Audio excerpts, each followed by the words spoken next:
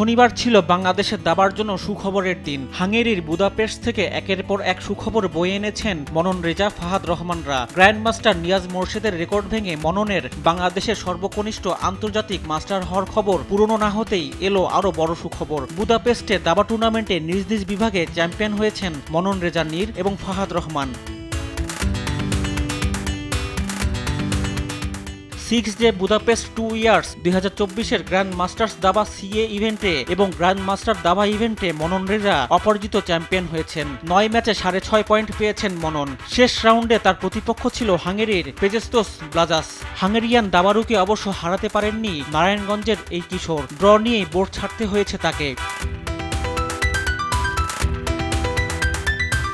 অন্যদিকে একই টুর্নামেন্টে সিএ ইভেন্টের আন্তর্জাতিক মাস্টার বিভাগে চ্যাম্পিয়ন হয়েছেন ফাহাদ রহমান। 9 ম্যাচে তিনিও পেয়েছেন 6.5 পয়েন্ট। শেষ ম্যাচে ফাহাদের প্রতিপক্ষ ছিল চীনের ফিদে মাস্টার চেন ইয়াংনিং।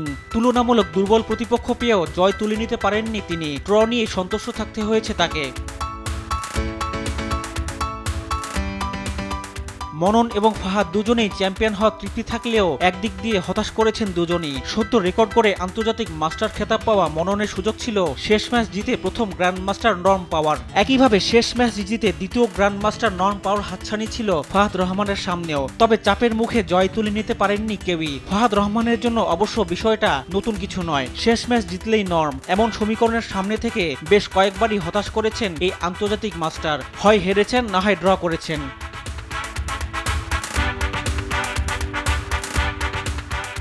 এদিকে এর আগে নারী বিভাগ থেকেও ভালো খবর এসেছে। এই ইভেন্টের প্রথম টুর্নামেন্ট থেকে ওয়াদিফা আহমেদ মহিলা আন্তর্জাতিক মাস্টার নর্ম পেয়েছেন। সীমিত সুযোগ সুবিধা এবং ভঙ্গুর কাঠামোর মধ্যে থেকেও ধারাবাহিকভাবে দেশ এবং দেশের বাইরে ভালো ফলাফল উপহার দিয়ে চলেছেন দাবারুরা। তাই ফাহাদ এবং মননের সৌজন্যে খুব দ্রুতই আরও দুজন গ্র্যান্ডমাস্টার পাওয়ার আশা করতেই পারে বাংলাদেশ।